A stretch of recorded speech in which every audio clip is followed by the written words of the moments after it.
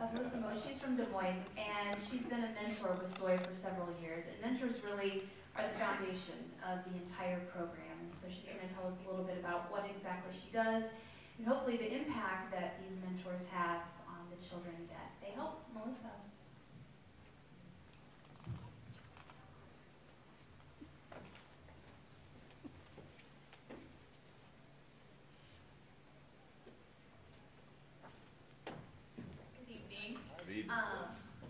And this is probably not a surprise, but you're not the first person that hasn't pronounced my name correctly. So I'm really used to it, not a problem.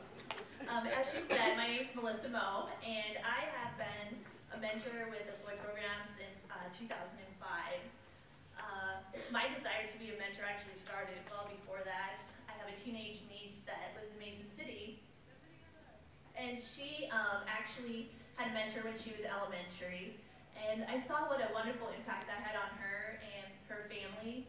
And so in the back of my mind, I always thought, when I have the opportunity and the time, I'd like to do the same thing for another family. So in 2005, I was reading the Des Moines Register, and there was a little ad in there for the mentoring program. And the thing that caught my eye about it wasn't just a regular mentoring program.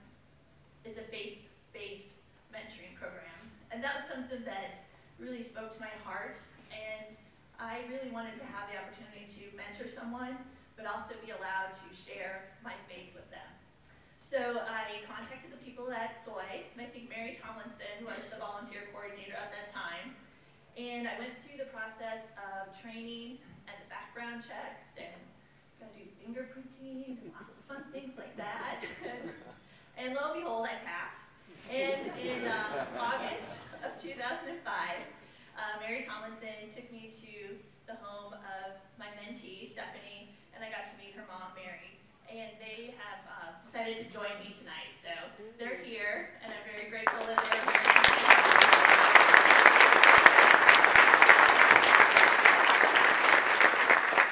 When I signed up, the commitment was, Mary, stop crying. I cried too.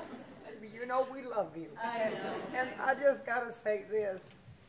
She's a true blessing to my family. I had all of a sudden became a grandmother, grandparent of 9 children, and this was my baby. And they took me away kind of from her, but God sent her to help me with her. Right. So I thank you. Amen. Amen.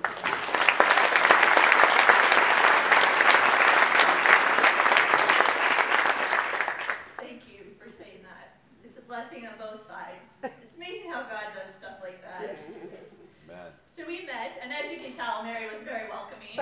And she allowed me to become part of their family. And Stephanie at the time, she was only 7 years old, so she was, you know, like this tall.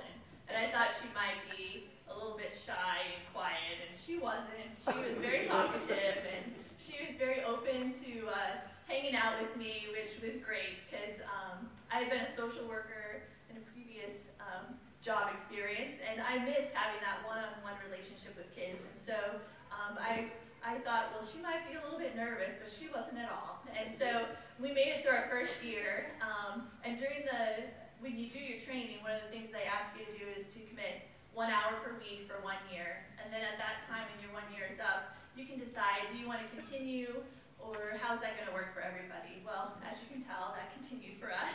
And now, 6 years later, Stephanie's not that little 7-year-old. She's as tall as me, and she's grown into quite a beautiful young woman, very smart, too. So over the last 6 years, we've done lots of things together, and you know, anything you can think of, you know, baking and carving pumpkins and taking walks at Grace Lake, and I go and watch her. She's one of my sisterettes, and see her perform and do stuff at church. And so there's just been a lot of times for us to interact.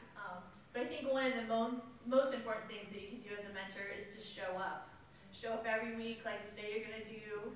Be there to listen to them when they have things to say or things on their heart that they just need someone to listen to. So if you're thinking about it and you think you have to have some special skills or a social work degree, you don't. You just have to have a desire to impact a child and you just have to have a desire to mark that off on your calendar and show up when you say you're going to show up. The other most important thing that I've learned through this experience is that you have to take time to see things through the eyes of a child. And one of my favorite memories over the last few years has been talking to Stephanie about the 2008 presidential election. Now you wouldn't think a 10-year-old would be that interested in politics, but for Stephanie, it was like a big deal for her. And I think they were talking about it a lot at school, but it was like a big deal because it was the first time we had a black person that was running to be the president of the United States. And the other thing that really impacted her was that his children are about her age. So we talked about things like, well, I wonder where they're going to go to school, and I wonder if they're going to have sleepovers at the White House. And I wonder if I go to Washington, D.C. to visit my family there, and I become friends with them, if I could sleep over at the White House. And so it was just fun talking to her about all those things, and to follow the election. And I like to watch politics, but I'm not like a political junkie. But I thought, oh my gosh, I got to keep up with this because she's going to be asking me questions, so I got to stay on top of it.